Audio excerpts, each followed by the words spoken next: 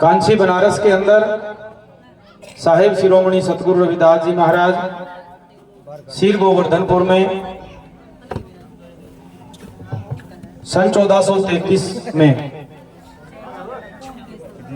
शिरोमणि सतगुरु रविदास जी महाराज मां कर्मा उर्फ कलसा देवी पिता राघु जिनको इतिहास में संतोष दास भी कहा जाता है, उनके घर में शिरोमणि सतगुरु रविदास महाराज जी का आगमन हुआ।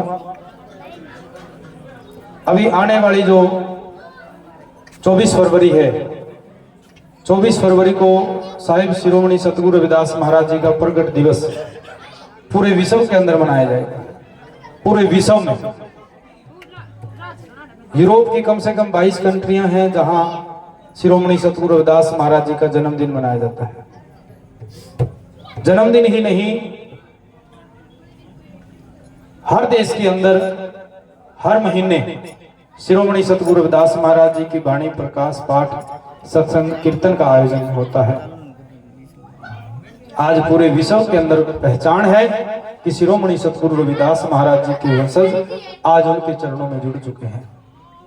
एक समय भी था जिस समय मात्र एक साल में जयंती के दिन हमें पता होता था, उसके बाद में कोई चर्चा नहीं होती थी, लेकिन आज आए दिन हर दिन कहीं ना कहीं शिरोमणि सतगुरु रविदास महाराज जी के सोने सोने दरबार सजते हैं। कहीं जन्म दिवस के उपलक्ष्य में किसी बच्चे का जन्मदिन मनाया जाता है, कहीं नए मकान के मुहूर्त के उपलक्ष्य में सतगुरु जी के दरबार सजाए जाते हैं, कहीं संतान होने की खुशी में दरबार सजाए जाते हैं, कहीं विवाह होने की खुशी में दरबार सजाए जाते हैं।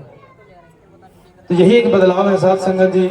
और बहुत बड़ी बात है कि शिरोमणि सतगुरु रविदास महाराज जी जिन्होंने इस पूरे विश्व के अंदर सत्य ज्ञान का प्रकाश किया, उन्होंने सतगुरु रविदास महाराज जी ने इस मानव को जीने का तरीका सिखाया, रास्ता बताया, धर्म क्या है, धर्म की परिभाषा बताई। धर्म के नाम पर बहुत सारी कुरीतियां हो रही थी और उस समय रियासती राज होते थे।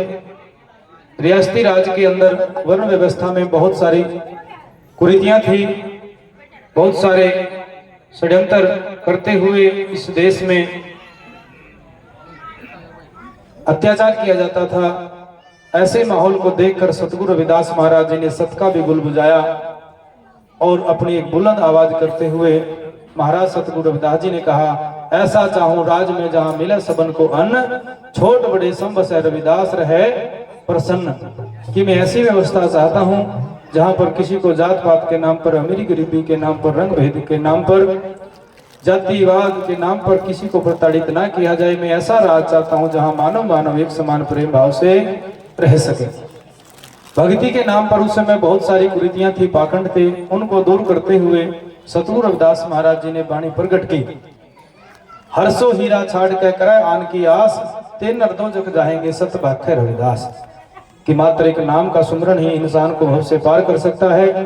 परमात्मा के नाम पर अनेक प्रकार के पाखंड आज भी किए जाते हैं, उस समय बहुत ज्यादा थे। उनका विरोध करते हुए सतगुरु रविदास जी ने स्पष्ट कहा, नाम तेरो आरती मजन मुरारे, हर के नाम बिना झूठे सगल पसारे। कि नाम ही सच है, नाम ही सच्चा है, बाकी सभी पदार्थ झूठ हैं। माई गोविंद पूजा कहाँ ले चढ़ाऊं, फूल न अवर न अनूप न अवर पाऊं, जहां जहां जाऊं तह तेरी सेवा, तुम सा सतगुरु अवर न देवा। महाराज ने कहा कि परमात्मा की भक्ति करना, किसी को कह दिया कि फूल अर्पण करने हैं, महाराज ने बोल दिया फूल भी झूठा है भंवरे का।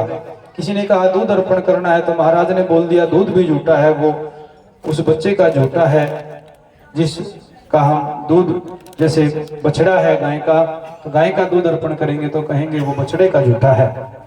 अन्न को भी अर्पण करेंगे तो कहते हैं वो अन्न भी झूठा है।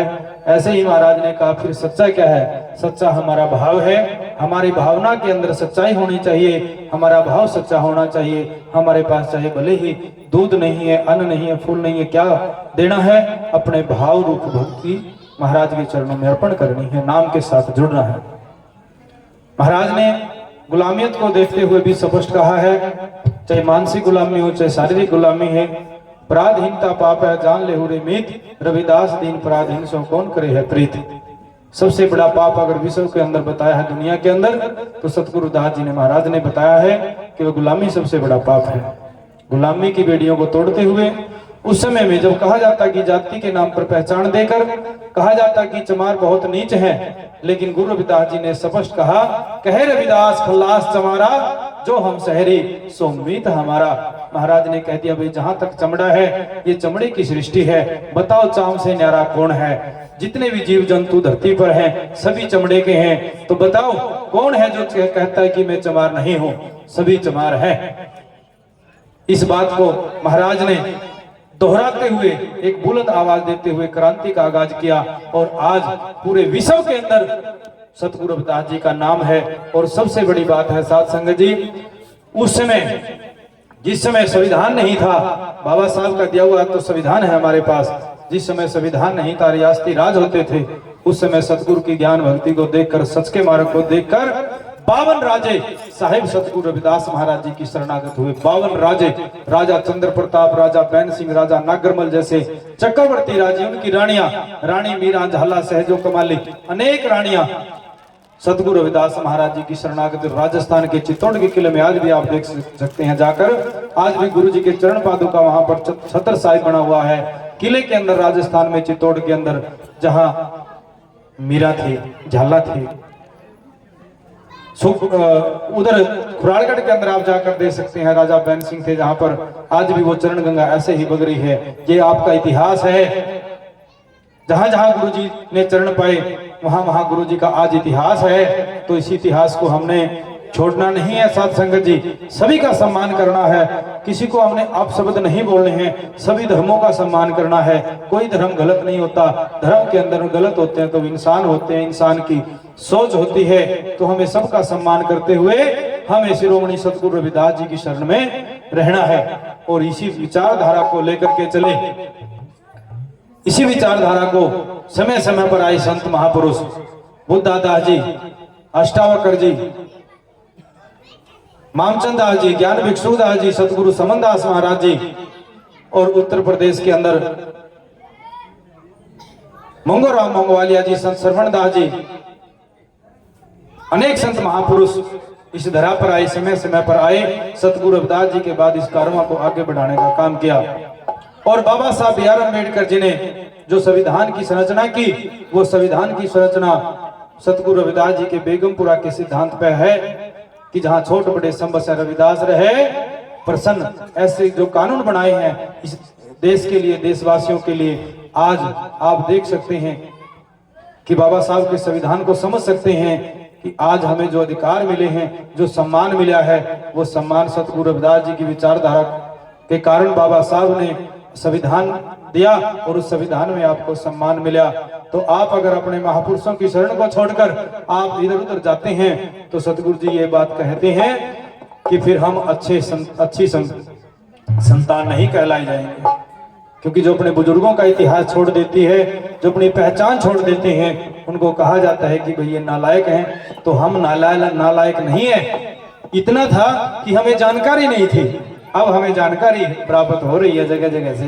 तो अब जानकारी लेकर के हमने एकजुट होकर के रहना है। सत्संगत मिल रही है माधो, जैसे मधुमक्खिया कि कैसे रहना, जैसे मधुमक्खियां 16 गुण संपन्न होती है। मधुमक्खियों के पास 16 गुण संपन्न होते हैं। वो एक रहती हैं, एक रानी मक्खी ये कहने में चलती है, मेहनत कश होती हैं, सार पदार्थ को लेकर के वो स्टॉक करना जानती हैं, अनेक प्रकार के गुण हैं उनके अंदर। इसीलिए महाराज ने ये संदेश दिया है। तो आपसे भी निवेदन है हमारा कि आप सत्संग में बैठकर बड़े प्रेम भाव से सत्संग को सुनना, विचारधारा को धारण करना, उनकी बातों को मानना, तब जाकर के देखना कि आपके ऊपर कितनी कृपा होती है। जो आपके रुके हुए काम भी हैं, साथ संगत जी, अगर आप सतगुरु के चरणों में एक चित होकर अरदास करेंगे तो सब रूप में प्रकट विराजमान सतगुरु रविदास महाराज जी उस रुके हुए कार्यों को भी वो सतगुरु महाराज पूरा कर देंगे। आप एक बार समर्पण तो करके देखिए, आप अपने सतगुरु का होकर तो देखिए, और उसके बाद देखिए कि आपके ऊपर कितनी कृपा बरसती है। तो मैं निवेदन करूंगा, आज के इस जो मंच है सत्संग का, आज के इस सत्संग के संचालक रहेंगे महात्मा सोनू दास, और आरती के साथ जो शुरुआत करेंगे वो राजेश जो कोहंड से हैं वो गुरु जी की आरती का गुणगान करेंगे और गुरु महिमा करेंगे। आप एकचित होकर के बैठ के आरती को श्रवण करना और विचार को धारण करना, यही मेरा आप सभी से निवेदन है। सतनाम, जय गुरुदेव।